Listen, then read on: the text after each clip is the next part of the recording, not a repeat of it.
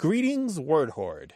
We're here with an exciting option for you, a version of our podcast without any ads. That's right. No advertising interruptions, just the content you love, ready to go in your favorite podcast apps like Spotify and Apple Podcasts. It's another way to support the show, ensuring that we keep bringing you the word stories and language explorations that you love.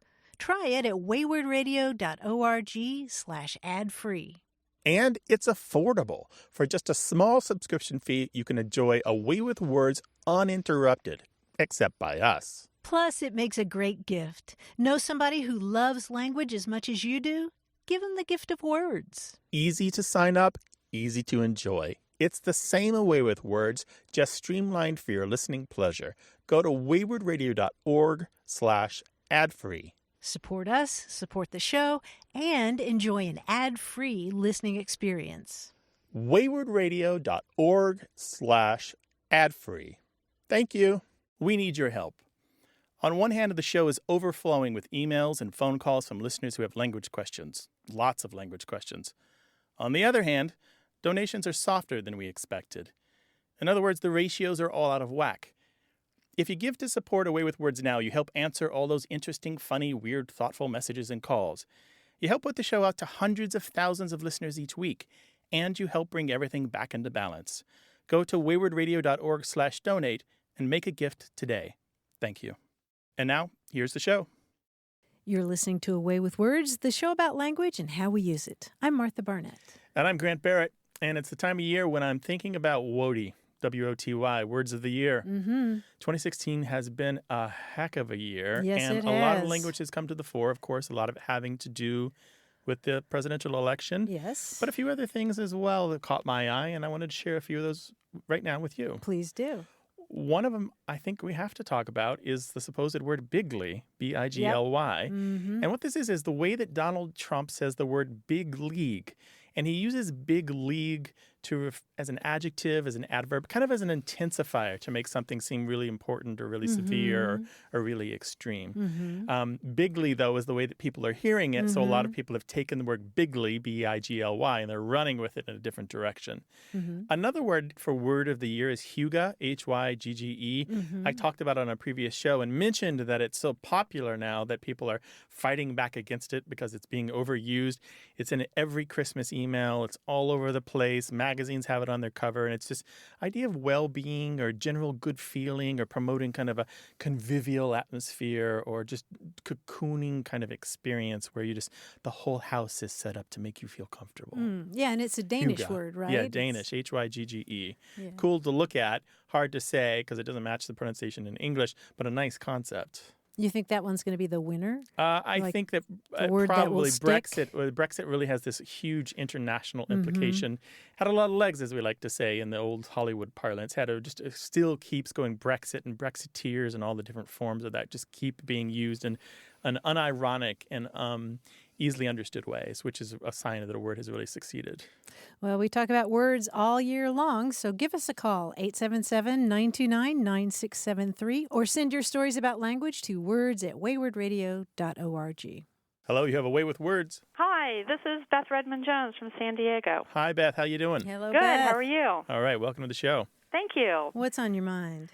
So, as a child, my mother and my grandmother used to say this little ditty to me, and it's a little different, I think, than what you guys usually cover, but it went something like this.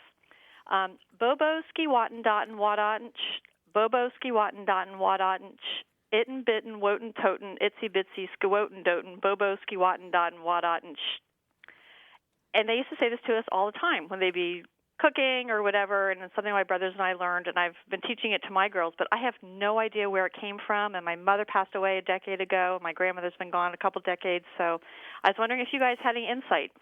Oh, my goodness. Well, first of all, congratulations. That was a beautiful rendition.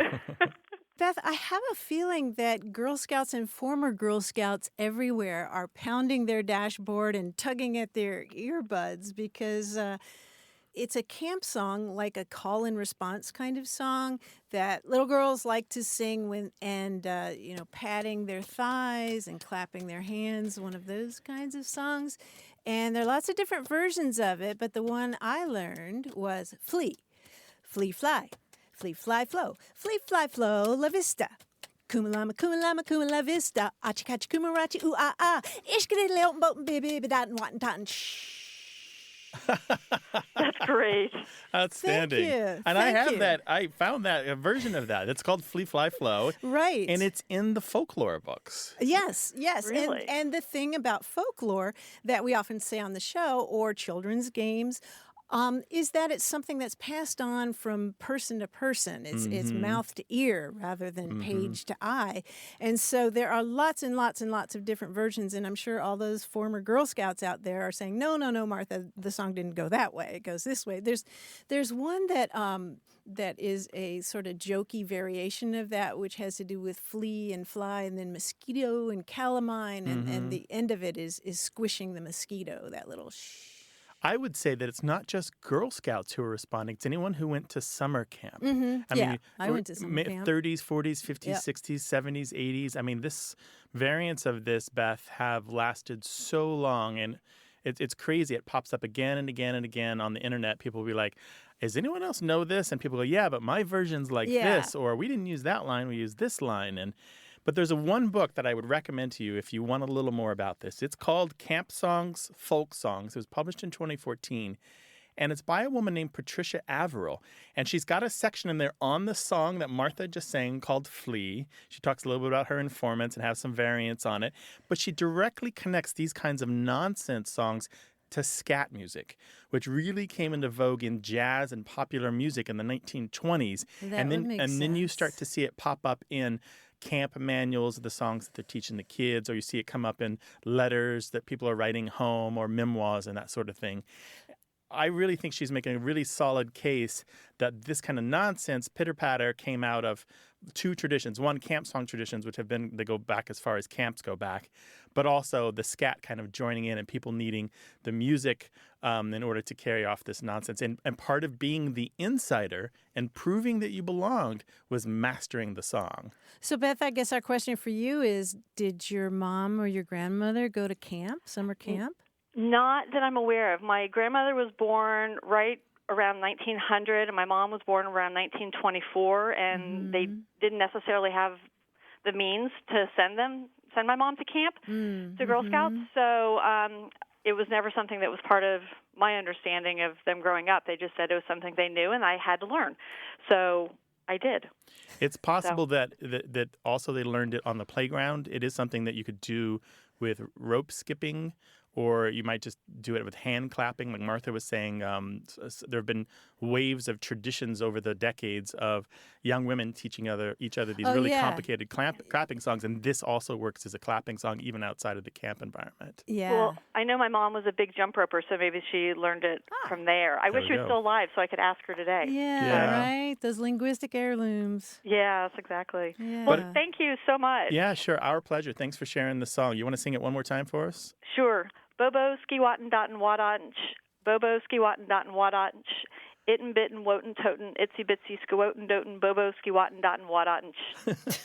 Nice. Thank you so much for indulging me. Thank you. Bye. Bye, Beth. Thanks, Beth. Yeah, here's the one I was talking about. Flea, fly, mosquito, calamine lotion. Oh, no, not the notion. Itchy, scratchy, got one on my backy. Quick, get the bug spray. Think he went that away. Psh.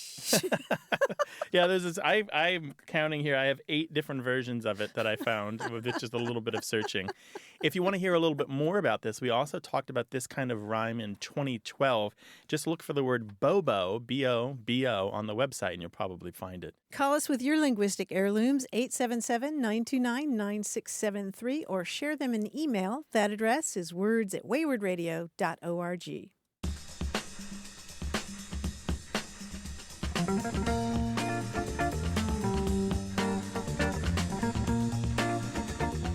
Another possible word of the year candidate is, it looks like Latinx. It's usually written and not said. It's the word Latin with an X, and it stands for Latino or Latina. And it's a way of avoiding the gendered adjectives that might usually default to the male. So you can say all the Latinx.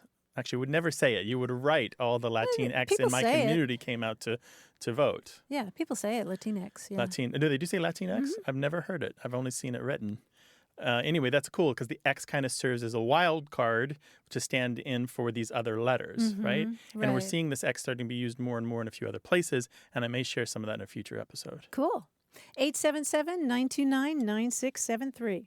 Hi, you have a way with words. Hi, this is Danielle, and I'm from Escondido, California. Hello, Danielle. Hi, Danielle. Welcome to the show. So I have a question about the phrase, to be honest with you, or I'll be honest with you. I'm just curious where it comes from and I guess why we say it. My boyfriend says it a lot, and then I've noticed I've started saying it a lot. And I think, whoa, wait a minute. I just, like, why am I saying that? Like, is it more like I'm going to cut you a deal or so? I don't know. I was just curious about that. To be honest. Yeah, to be honest with you, I'm just a little curious about it. And so you're thinking that being honest should be the default. That's what I'm thinking. Why am I saying it if already what I'm going to say is honest? And I guess, it's usually when someone's asking a question. And so, like, through our businesses or work or whatever, when someone's asking me a question and the answer, I'm already going to say the same answer regardless if I put the to be honest with you. But I'm just curious about it. As if ordinarily that you're a huge liar, and this one time you're going to tell the truth. I just got to clarify. This time I'm going to be honest with you. But everything else is rubbish. Finally, Danielle's going to tell the truth. There's some linguistic stuff happening here. There's a lot of different ways to go about this. Obviously, everyone who says to be honest or variations on that theme, they're not all saying it for the same reason. Sometimes it is because they're a huge liar, and this one time they're going to be honest. Sometimes, and it sounds like this may be the case in your house, it just kind of becomes a catchword where you can't stop yourself from saying it. And it's a little bit of a crutch and kind of empty. And it's just a thing you throw at the top of a sentence to introduce a sentence. And it doesn't really have a lot of weight or meaning, and it can be safely ignored. But there's another whole usage of to be honest, which I really like. In linguistics, we call it an adverbial disjunct.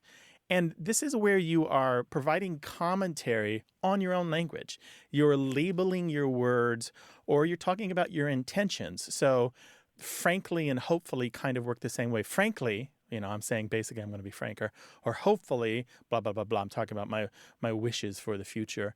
A lot of language that we have is meta-narrative or commentary on our own speech, and this is just one of those many things here. The other thing about that's happening here sometimes is it's not that you're always a big fat liar.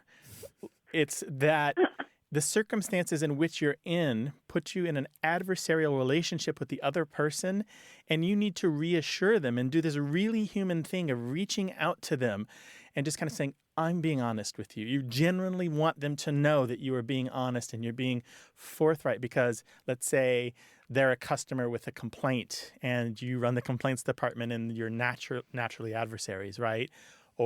And so that's another kind of to be honest, which I think was really, really interesting because you just want the other person to understand I'm being faithful, I'm being loyal to you as another human being and being genuine. Please believe me. And that's probably the best use of to be honest. Oh, okay, great. Thank you. I appreciate that. Yeah, and I have another hour on that topic if you want. Danielle, thank you so much for your call. Really appreciate it. Yeah, no, thank you guys. You guys are great. Yeah, thank you. Thanks. Keep being honest. I will. Bye. Bye-bye. Bye. 877-929-9673 or send them an email to words@waywardradio.org.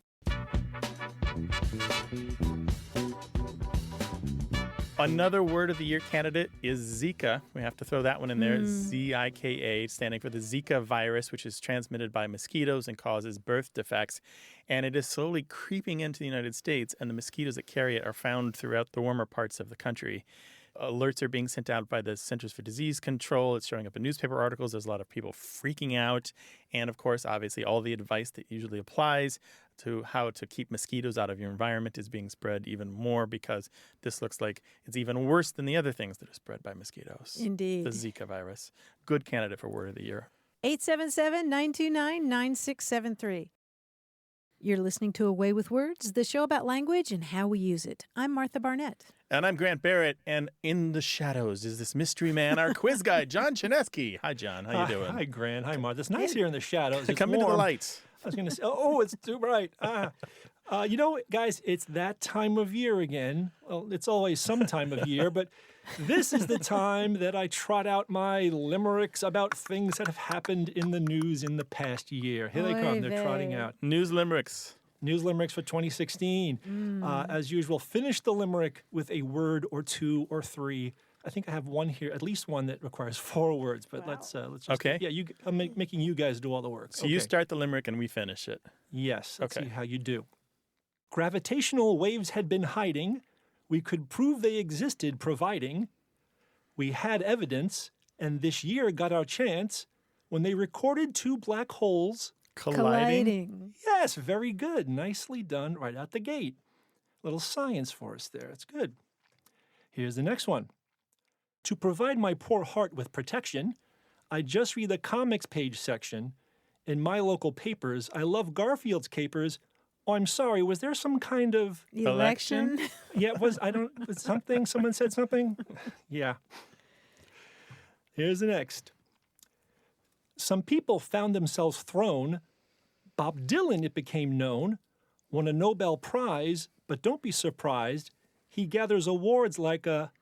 Rolling Stone. Like a Rolling Stone, yes. Oh, that's good. Good, that's good. Speaking of Dylan, 2 Brits were so sad and they moaned. A boxer named Dylan they owned. And Dylan had died, and at first how they cried. But eventually they had Dylan... Cloned? Yes, 2 What? Brits had their dog cloned. Yes. Oh, their dog. Their dog, yeah. I said boxer. They owned a Oh. boxer, but Okay, gotcha. if you like, I could reread it with doggy in place of boxer, but He's undefeated with 29 knockouts. that's right. And now they cloned him. Who knows how far he can go? Here's the next one. All life on this earth's transitory. We lost Prince, not the end of the story. We lost Wilder and Cohen. We lost Rickman, keep going. Lost Ali, but at least we found... Dory. Yes. In 2016, we found Dory. A team in Chicago of note rarely had reason to gloat, but all that is over because as of October, they have lifted the... Curse of the goat. The curse of the goat, yes. All right. Here's the last one. This one's kind of personal. At our house, we make sure the kids know to get exercise now and then, though since July of this year, we have nothing to fear. They take long walks thanks to... Pokemon Go. Yes, Pokemon I Go. was going to say the snow. No. I remember snow. No, Pokemon Go, and that's my cue. Actually, I have to Pokemon Go myself and go. There's a Zubat out in the control room I have to take care of. All right, good luck finding the Gyarados. That's where the Thank action is you. at. That's all right. Thanks, John. Really Excellent. appreciate it. Thank you, guys. Take care. This is the #1 Pokestop on public radio. Away with Words, 877-929-9673. Drop your lures here at words@waywardradio.org. Hello, you have Away with Words. Hi, this is Alice calling from Tampa. Hi, Alice. How you doing? I'm doing well, sir. How are you? Excellent. What can we help you with? I had a question about the term gaslighting. I had heard it a couple of times in the past few weeks. It came across in a book that I was reading, and I actually said it in conversation to someone when we were talking about something, and she was like, gaslighting, what is that? So I explained to her what I thought it was, and it got me thinking about where the term came from and if there was a term for gaslighting before we had gaslights. I feel like the term kind of dates itself. So I was good wondering question. what we would say before and kind of where it came from. So, Alice, how were you using it when you were talking with your friend? So we were kind of discussing some of the election things that were happening, and I said, and this is before we had actually gone through the election, and I said, I just kind of feel like I'm being gaslighted, like the things that I thought were true, people are telling me aren't true. So like it kind of being felt like I was crazy, even though I was absolutely certain that something had happened. Everyone else was kind of denying that it happened. Right. So that was kind of how I was using it. It was, I understood one thing to be true based on something that had happened, and everyone looked at me like, that's not a thing. That didn't happen. So Gaslighting. So gaslight, right? Gaslighting? Correct. Yeah, and you're right that gaslighting is a form of psychological abuse in which abusers manipulate their victims into doubting their own perceptions, right? Just like you were describing. And it comes from a play that was eventually made into a movie starring Charles Boyer and Ingrid Bergman in 1944. In that movie, this creepy husband manipulates his wife into doubting her own perceptions. And among the things he does is he secretly dims and brightens the gaslights that are on the wall. Have you seen that movie? I have seen that movie a long time ago, but yes, I have seen the movie. Okay, so you know, I mean, she's seeing the gaslights flickering and going down and then going back up, and he tells her that that's not happening, and it's just one of the many things that he does to really mess with her mind, and yeah, so that's where we get the term gaslighting from that play and movie. But before that, I guess what? Manipulation? Yeah, probably just Manipulating? psychological manipulation. Yeah. But some people are really adept at it. And once you get that name for the practice, you're like, wait a second, that explains that boss that I had. Or, wow, that's why I really dislike that politician. Or, oh, that's why I fell away with that friend, because they just were always denying things that I knew to be true. Perfect. So I wasn't sure if it actually started with the play. I wasn't actually familiar that it came from a play. I had seen the movie, but I wasn't sure that's where it came from. So, yeah, and even though we don't have gaslights anymore, I kind of feel like that's just going to stick around. There is no new kind of slangy term for what it is. And not only is it sticking around, but it seems to have new life. I'd say over the last 5 to 10 years, I've seen gaslight again and again and again pop up when I'm reading for new words. And I think it's here to stay. And it's so distanced from its movie that I think it's showing that it is a really successful term. And probably it reminds me of gold bricking in a way, in that it's going to stick around as a really solid compound that's easy to say and easy to understand. Well, this was great. Thank you so much, you guys. Thanks for calling, yeah, Alice. Sure. Appreciate it. Take care. Thanks. Take care. Bye-bye. Okay, bye-bye. 877-929-9673. Hello, you have a way with words. Hi, my name is Becky, and I'm calling from Idaho. Hello, Becky. From Becky. where in Idaho? Idaho Falls, so it's southeast Idaho. Okay, very good. Welcome to the show. What's up? Thank you. Thanks for having me. Yeah. So I grew up in rural Pennsylvania, in central Pennsylvania, and I was regularly asked if I was being Have. So this was kind of an endearing question. So my older uncles of the especially rural variety would ask me this question, and I thought it was normal growing up. And then I moved away and started asking other people if they were being Have, and they thought it was the hokiest thing. So I'm wondering how behaving became being Have. Oh, good one. What's your guess? I have no idea. I've done some research on the internet about it and haven't found anything. Well, the word you want to look for if you're looking this one up is reanalysis, because what's happening here, let me just set up this scenario. You're a parent, you've got a child, and you're constantly giving them commands. Be still, be quiet, behave, right?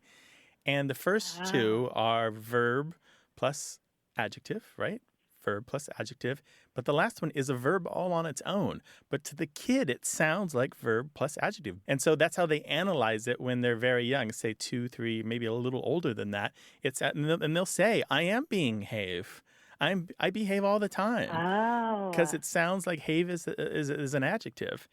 And these kind of reanalyses are pretty common with kids. They're looking for regular patterns. They're trying to synthesize the rules of language, just kind of understand them through experience. It's so well known, in fact, this kind of reanalysis of the word behave, that it pops up in virtually every textbook that I've ever read on children's language or the psychology or the mental development of children. It's really common. Wow. Is there a reason why I would have only heard it in that specific geographic location? Coincidence, just pure chance, because you don't have your own kids or you don't have a lot of exposure to, as an adult, to other kids. But it's something that we'll probably get a lot of emails going, oh, yeah, my child did that, or I remember doing that when I was a kid, because it's really common. So the parent then, because the child was interpreting it that way, would kind of repeat it back in the same way? Yeah. Well, as a parent, I don't know if you have kids of your own, but no. As a parent, you often latch on to the little cute things that your kids say, and you adore them. They're very charming, and they make perfect sense. And they're funny because you get the kid's logic, but it goes against what you know to be true about the word, about how language is supposed to work. Yeah, so maybe you said it when you were little and the whole Yeah, it family could just be. picked up on that. Yeah, and I wonder if your uncles or your family, it's like it started with some young member of their family at that level years ago, and they just kept on saying it because it was funny and cute. Wow, that's so interesting. There's another one that happens, and I've heard this from numerous families, and it happened in my family with my son. We would say things like, when he was 2 or 3, do you want me to hold you? And after a while, he would throw up his little arms, little chubby arms, and he'd say, hold you?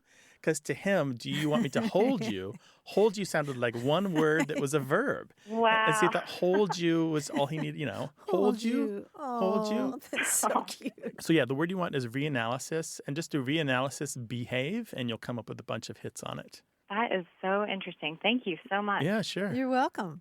Thanks for calling, Becky. Really appreciate it. Yeah, thank you. Bye.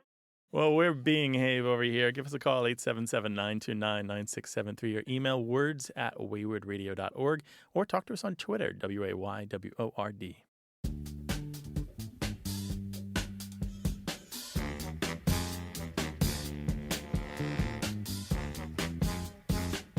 Another Word of the Year candidate, and this one's got some legs because it's been going on for a few years, is the word woke. And this refers to someone who is aware of the racial or political injustices of the world and is doing their part to resolve them. So if you are woke, you are aware and acting. And it's a word that you probably don't use for yourself. You probably describe somebody else that way, because to call yourself woke is not right. You have to be judged from the outside to know whether or not you truly are woke. Right. If you have to tell somebody you're woke, you're not woke. Yeah, exactly right. 877-929-9673. Hello, you have a way with words. Hi, this is Rosie, and I live in Edmore, Michigan. Hi, Rosie. What's up? I lost my only son earlier this summer. Oh, gosh, I'm sorry to hear that. Thank you. And I was discussing the situation with a friend of mine. I'm a high school English teacher, and I was talking with another English teacher because we like words and etymology and things like that. And she had also lost a child, and she said, there is no word in our culture for someone like us. If you're a child and you lose your parents, then you're an orphan. If you're married and your spouse dies, then you're a widow or a widower. But there is no word in our culture for someone who has lost their child. And I was wondering if if there is a word in our culture or perhaps in another culture. My friend commented that it is such an unspeakable thing, and that's why we don't have a word. So I was wondering if you could find something. I kind of feel like I've lost a little piece of my identity because I'm not a mother anymore. Right, of course. Oh. Yeah. Well, you're a mother, but the person who made you the mother is gone. Yes. Yeah. And I think in English we do not have a word that acknowledges and respects what you've been through. Not one word. Not exactly, not one word. There's a way to say it in 2 or 3 words, but those may be clunky. Right. Like you could say bereaved mother, and I think most people would understand, oh, she lost a child. Right. Yes. Right. But I think the issue of acknowledgement and respect is really important here. Yes. Yeah. Yeah. And it kind of helped coming to grips with my grief. Of course. I mean, if I had a title for it, or I know, like when someone comes up with a new disease, it sometimes makes it more tangent, or if you can put your hands on it better when it has a name. Right. I mean, if you're experiencing symptoms and you don't know what it is, it's all the more confusing. But then, it's this? It has a name. Right. Putting a name to your pain kind of clarifies everything. Yes. Right, right. It's unspeakable, but it happened to you. So how do you speak that acknowledgement into existence, I guess? Yes. Without having to explain it at length every single time you talk about your circumstances. Because you don't want to hide this event from others, right? You want them to know what has happened to you. Yeah. There is a word in Hebrew, I believe it's something like shekol, which is found in Hebrew scripture to describe women who have lost children. and I believe there's a similar term in Arabic, but I'm not aware of anything in English. There's also been a movement, a small movement, to adopt a version of a Sanskrit word, which is something like vilama. Vilama. Vilomah. It's a movement started by Carla Holloway at Duke University, a professor there. But it hasn't really caught on. It's kind of hard to say. But it does have a nice correspondence to widow, which has some Sanskrit roots way far back. Although it came to us from Old English. Having to do with emptiness. Yeah, I right. think. Yeah. And bereavement itself. Yeah. But most languages do something where they use an adjective that means bereaved and then the role or title of the person, like bereaved mother, bereaved parent, something like that. Rosie, is there anything that you've thought of to... No, I say, having been an English teacher for many years, I kept thinking, oh, gee, maybe I could go to a Greek root or a Latin root and come up with something and invent a word. Yeah, that's really tough. I mean, I've seen people suggest dado, like D-A-D-D-O-W, like dad, and taking the ending of widow, but that seems so trivializing. Yeah, to it seems me, a little too know, goofy, Mamo and dado. Mamo and dado? But those are such arbitrary sounding words and sort of... Yeah. I don't think and then you'd have to explain what the word means. Right, every time, which makes it kind of worse in a way, right? What's interesting about widow and widower, they themselves are words that when they are applied to people, they often dislike them anyway, even though they have a word to describe their situation. So you'll find many widows who really dislike being called a widow, and widowers are often scratching their heads like, why this word for this circumstance? It doesn't seem right either. Right. I think you may never find a term that matches the depth of what you've gone through, unfortunately. Not in this language, but this is the kind of question that I would really love to throw out to the folks who are listening to see what they have to say. Yeah, something other people have had this same experience. Solid and transparent and not a jokey blend, right? Yes. Yeah. Yes. Yeah. Something with some respect to it. Yeah. Not a trendy word. Right. Exactly. Something like is really, when you first hear it, you're like, oh yeah, of course, I get it. That one makes sense. Yeah. We may not have it though. Yeah. So if you have what you think is a solution to the question Rosie is asking, a single word in English that would work in English for bereaved parents, give us a call at 877-929-9673 or send an email to words@waywardradio.org. Rosie, you might Google that word vilomah, Vilomah, and because you'll find a community of people who are talking about the same thing. I don't know that they'll come up with an appropriate word or not. Yeah. Well, this has been very helpful. Thank you so much for your call. Yes. I appreciate that. Thank you very much. Bye-bye. Bye-bye. Bye.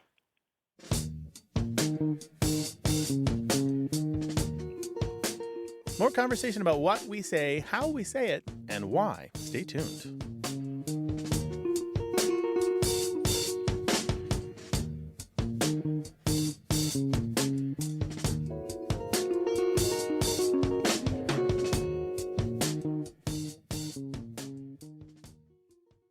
You're listening to A Way with Words, the show about language and how we use it. I'm Grant Barrett. And I'm Martha Barnett. A few weeks ago on the show, we had a call from Chad in Nebraska, and he was the guy who had family members who said "bye" at the end of a phone call. Bye. And he wondered if anybody else did that. And that prompted a really funny discussion on our Facebook group. Carol said, I never realized I said "bye" until I had a parrot. If I'm on the phone and he thinks it's been long enough, he starts telling me, bye. And Pamela writes, I also did not realize that I used the bye until my kids pointed it out. Now they do it. And Kirsten said, I worked at a bakery in Michigan where all the sales clerks regularly took orders over the phone. One girl had just moved to the U.S. from Japan, and most of us had no idea we said bye until she asked us why we all did it and if it meant something specific. That's cool. And Jane wrote, I think we have too much of love you at the end of phone calls. We had an employee pop that out at the end of a conversation with a sales rep. As she hung up the phone, she realized what she had done. I still chuckle over the horrified look that came over her face. Yeah, I've seen that happen where, Have you? yeah, the CFO of a company said it to the outside accountant who was giving her a hard time. Okay, love you. Love you. Love you, mean it. 877-929-9673. Email words@waywardradio.org. And you can join that Facebook group. No problem. Just go to Facebook and look for A Way with Words and join thousands of other people talking about the show and language. Hello, you have A Way with Words. Yes, good morning. This is Leslie Kane. Hi, Leslie. How you doing? I am doing well. Where are you calling us from? Fort Laramie, Wyoming. What can we do for you? I grew up. I was born and raised in western Nebraska. And since that time, I've probably lived in Colorado and South Dakota and Wyoming, Iowa. And in Nebraska, we always called the ditch on the side of the road the borrow pit, referring to you borrow from the pit to make the road. Mm-hmm. So now, my family was in construction, but since I lived in Nebraska, I've not heard that term, and I'll say it to people, and they go, the borrow pit? What are you talking about? And so what I do don't they know call whether it? anyone's ever, I don't know whether it's very, very localized, or because my family was in construction, they just said that. But in Scottsbluff and Gearing, Nebraska, which is where I was raised, that's what we called it. So this is the ditch that runs alongside the road. Yes. Like a raised road. Yes. Yeah. And what did they call it if they didn't call it a borrow pit? I think just a ditch, the road ditch. Okay. Yeah, those things go by lots of different names, including gutter and grader ditch. You're not the only person who uses borrow pit by any stretch of the imagination. Really? Yes, yes. I've just lived places that didn't use it. Well, it's not common in most of the United States, but there is one part of the country where it's far more common. And that is the West. Yeah, it's where you live. Really? It's the Rocky Mountains, Nebraska, Wyoming, all around in there. Yeah, I think the more common version of this is barrow pit. Barrow meaning a mound, because, you know, if you're digging, then the dirt has to go someplace and it forms a mound. And so we think that it may be that that borrow pit is a version of that, you know, sort of by what we call folk etymology, that exactly what you said. My grandmother was an English teacher, and I remember asking her, how do I spell that? Because I had to write something. And I actually thought it was B-A at the time, and she's told me B-O, but, you know. Oh, how interesting. My sister and I have been talking about this, and it's just taken me a while to get to you and ask. So. Yeah, so that origin story of being about borrowing dirt from one place to put in another is a folk etymology. It's not really the origin of it. It does come from barrow, B-A-R-R-O-W, meaning a mound of earth. But it's a really obvious, like, natural thing to assume that it's the more familiar word to borrow, B-O-R-R-O-W. Yeah. That's interesting, really interesting. I appreciate knowing that. Now I can say when people say, where did you get that?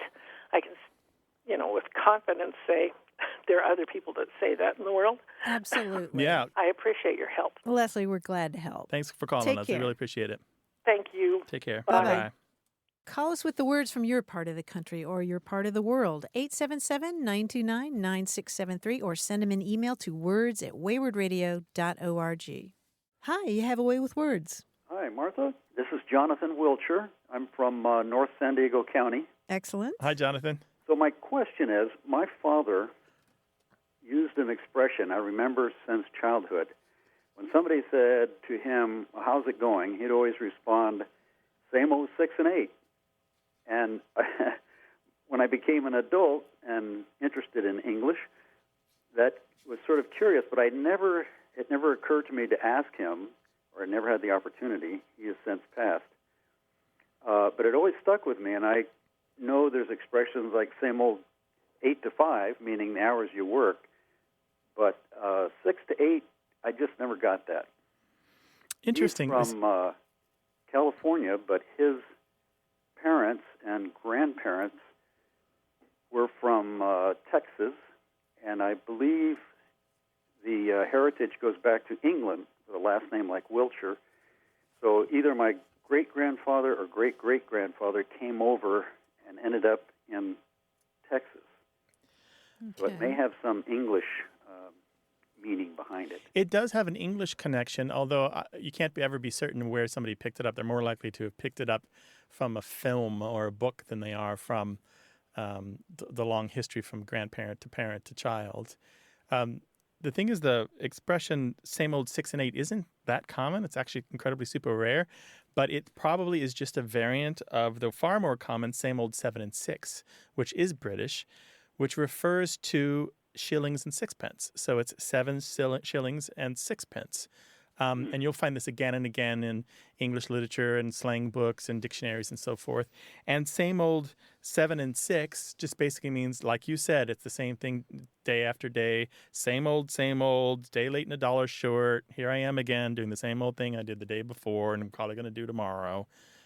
And that particular number supposedly refers to the cost of certain kinds of licenses that you used to have to buy in England.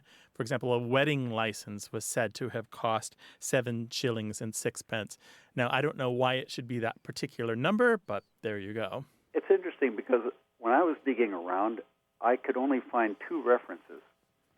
And one was from a book called The Inspector French's Greatest Case. And within that book, the expression is, the yard's going strong, same old 6 and 8 pence. Yeah. So I thought, well, 6 and 8 pence, where is that from?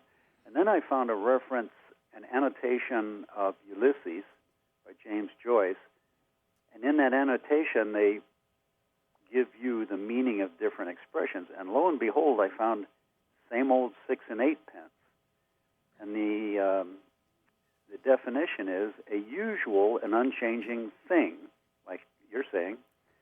And then it says, after the usual fee for carrying back the body of an executed malefactor and giving it a Christian burial. Now that, how my father ever came up with the same old 6 and 8 with a father from Texas, I don't know, but that's the only reference I can find. Yeah, well, it's possible your father learned it, like I said, from a book or a movie. It doesn't take many exposures to a new term before it kind of catches your fancy and you find it popping out of your mouth.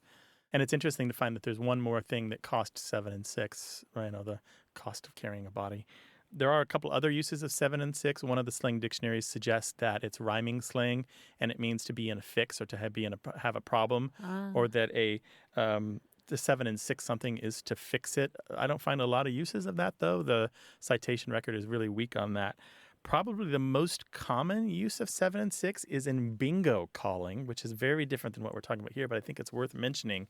There are all these standard phrases, particularly in the United Kingdom, that you say when you bingo call, like they're drawing the ball out of the basket and they're going to say the number, but sometimes they don't actually say the number. They say a phrase and then the number. They'll say 7 and 6, was she worth it? Or you can just abbreviate it and say, was she worth it? That it refers to, again, the cost of the marriage license. Was it worth the marriage license to get married to the woman that you're with? Okay. Yeah. Okay. Well, interestingly, he never said 7 and 6. He always said 6 and 8. Mm-hmm. So I'm just wondering if you'd ever heard of a reference to burial. No, I haven't. But the 6 and 8, again, it sounds so much like the 7 and 6 that I wouldn't be surprised if it's just a variant on it, like his own version of it, or a version that he picked up from somewhere else. One for a wedding and one for a burial. Yeah. Jonathan, if anybody else has heard about that, we're going to hear about it's it. So the same old 6 and 8. Yeah. So thanks for calling. Oh, absolutely. Thank you very much. Take care. Bye-bye. Bye-bye. 877-929-9673. Hello, you have a way with words. Hi, this is Kelly Christensen from Dallas, Texas. Hi, Kelly. How you doing? I'm fine. How are you? All right. What's up? Oh, well, I had a question about a phrase that my dad used. He actually still uses it.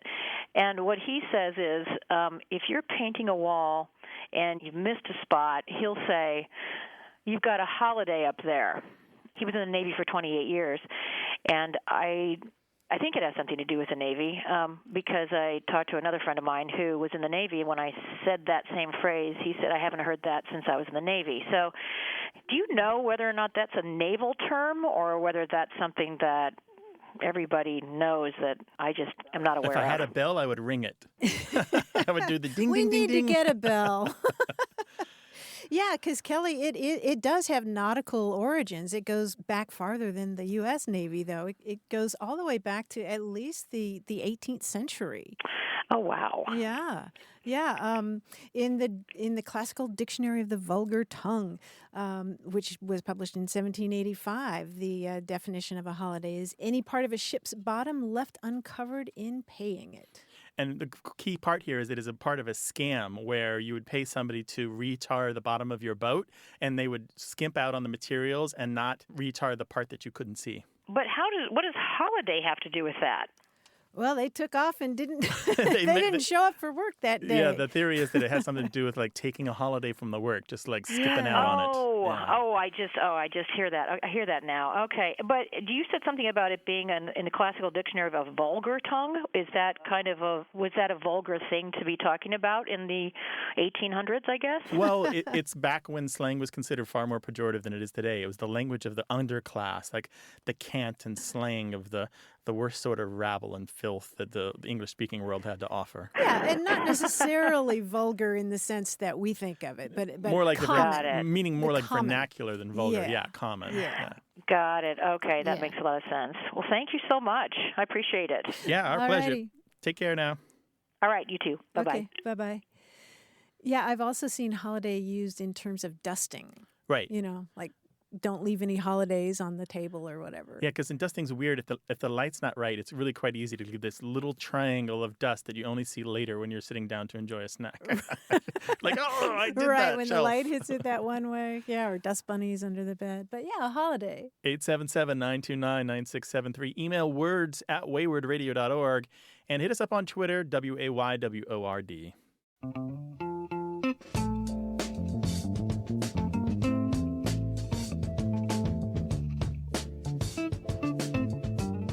We were talking earlier about the discussion on our Facebook group about saying bye at the end of conversations on the phone. And that also prompted some people to talk about people who say yellow. Yellow. Yellow. Esther said, my mother said yellow when she answered the phone when I was growing up. We pranked her once from a slumber party just to hear it and laugh. Sorry, Mom.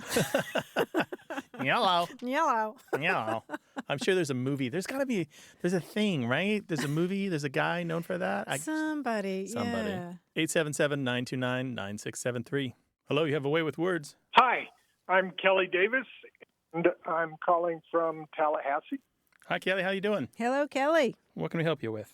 A couple of weeks ago, I was watching CBS Good Morning, and the actor William Macy was on there, and he used the phrase, us old cockers. And he used it in the same sense of as us old guys, us old codgers or whatever, something like that.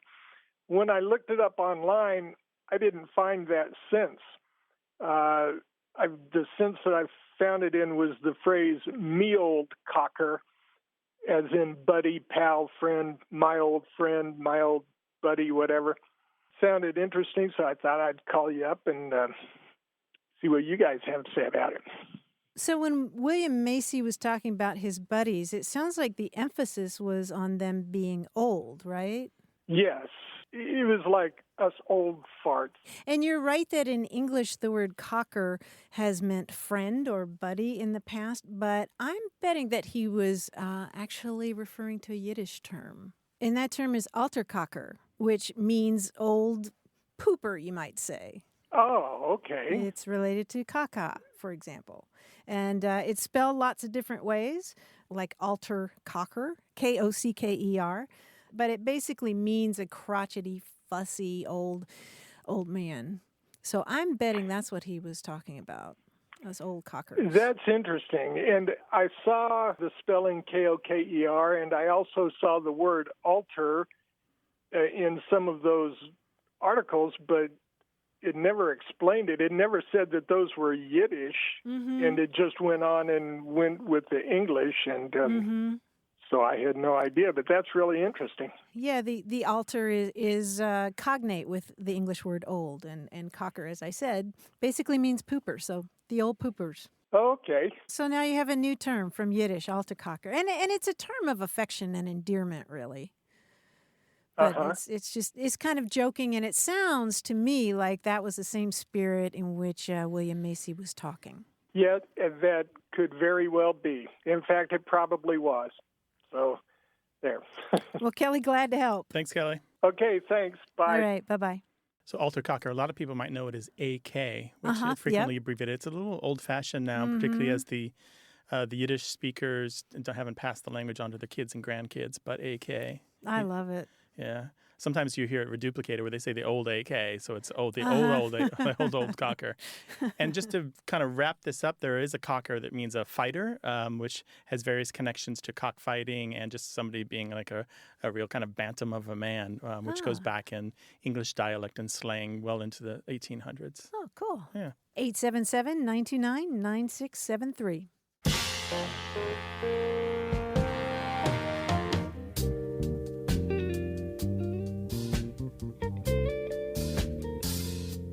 Grant, do you know the word boodler?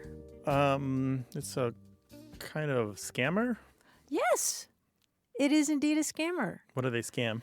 Well, it's somebody involved in bribery or corruption. It comes from the Dutch word boedel, which means property. And I learned about that from Anu Garg's Word of Day email, which everybody should be subscribing to. You can find it at wordsmith.org. Boodle. Yeah, boodle is property and boodler is somebody who's corrupt. 877-929-9673. Email words@waywardradio.org. Want more Away with Words? Listen to years of past episodes at waywardradio.org or find the show in any podcast app or on iTunes. Our toll-free line is always open, so leave us a message at 877-929-9673 and we'll take a listen. We love to get your messages at words@waywardradio.org or hit us up on Twitter at WAYWORD and look for us on Facebook. This program would not be possible without you.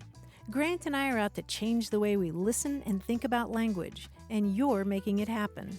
Thanks also to senior producer Stephanie Levine, director and editor Tim Felton, director Colin Tedeschi, and production assistant Emma Kelman in San Diego. In New York, we thank quiz guy John Chaneski and that master of keeping it real, Paul Ruist at Argo Studios. Away with Words is an independent production of Wayward Inc. From the Recording Arts Center at Studio West in San Diego, I'm Martha Barnett. And I'm Grant Barrett. So long. Bye-bye.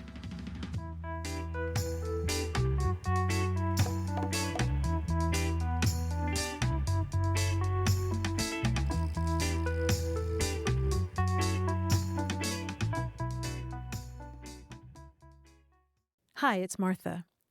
One of the things we try to do here at Away with Words is to create a little oasis of civility and raise the level of today's discourse.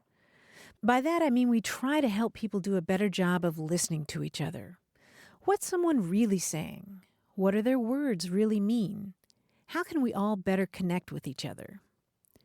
We figure that if we can all understand each other better, the world's going to be a better place. And you can help. I'm asking you to help us keep serving all of our listeners and help us bring you new episodes in 2017. Make a difference today. Pitch in at waywardradio.org/donate. Thanks. Hey, listeners, we have a favor to ask. We'd love for you to fill out our listener survey at gum.fm/words. Your feedback is crucial. It's quick, and it helps us make our show even better. It shapes our show, helps us plan, and ensures we're bringing you the content you love. That's gum.fm/WORDS. Thanks for being a part of what we do. Thank you.